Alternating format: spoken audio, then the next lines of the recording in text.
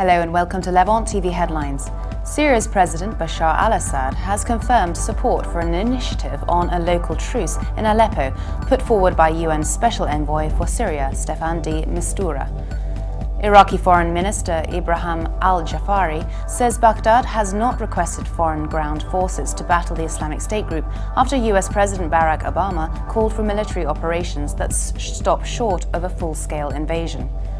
A Cairo court has released two Al Jazeera journalists, Mohammed Fahmy and Bashar Mohammed, at the start of their retrial, but has not dismissed the case against them. The Houthi militia that has taken control in Yemen's capital has accused Western powers of trying to exert pressure by closing their embassies, criticizing the hasty exit of diplomatic staff as unjustified. And al-Qaeda militants have overran an army camp in southern Yemen following clashes that killed at least 7 people.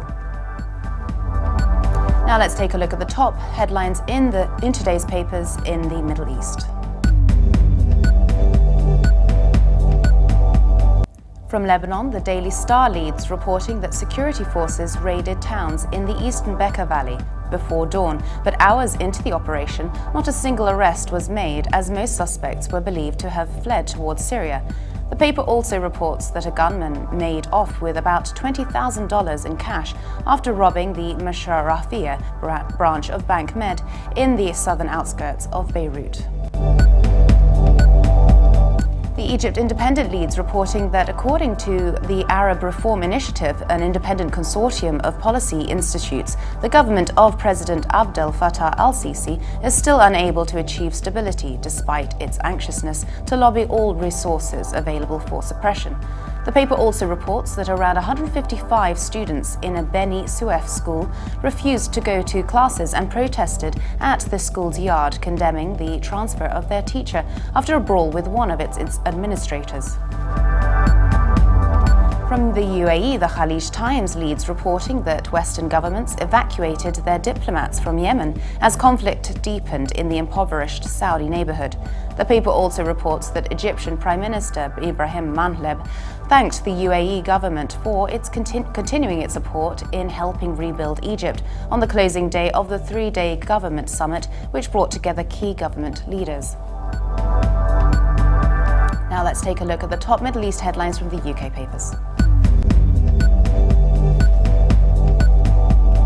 The Guardian leads its Middle East news, reporting that as Yemen teeters towards political collapse and foreign embassies close their doors and evacuate staff, aid agencies are warning that more than half the country's nearly 26 million people risk a humanitarian disaster. Describing Yemen's humanitarian situation as a forgotten crisis, Grant Pritchard, head of advocacy for Oxfam in the capital Sana'a, said that international donors needed to step up to the plate and provide funds for the nearly 16 million people in need of assistance. The Telegraph leads its Middle East news, reporting that the two Al Jazeera journalists held in prison on terror charges by the Egyptian authorities, Mohammed Fahmy and Bashar Mohammed, have been released on bail.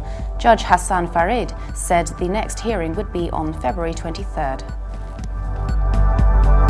The Independent reports that collectors in the Gulf states are fueling a multi-million-pound trade in precious relics and artifacts looted by ISIS from historic sites, mosques, museums, and libraries in Syria and Iraq.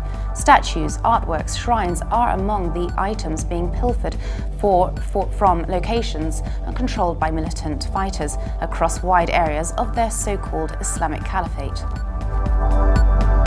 Now let's take a look at the top Middle East headlines in the international papers.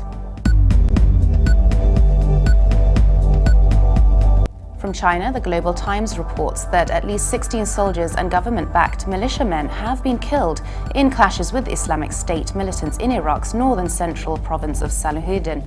The IS militants launched an attack late last Wednesday on a military base outside the town of Dijla, some 40 kilometers south of the provincial capital of Tikrit.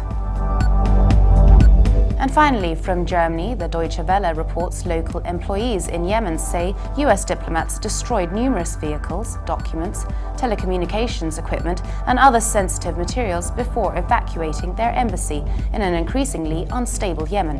At Sana'a airport, officials said Houthi fighters securing the terminal had also confiscated weapons belonging to US Marine Guards who had left with embassy staff. And for more updates, please visit Levant.tv. Thanks for watching. Be sure to join us again tomorrow. Bye for now.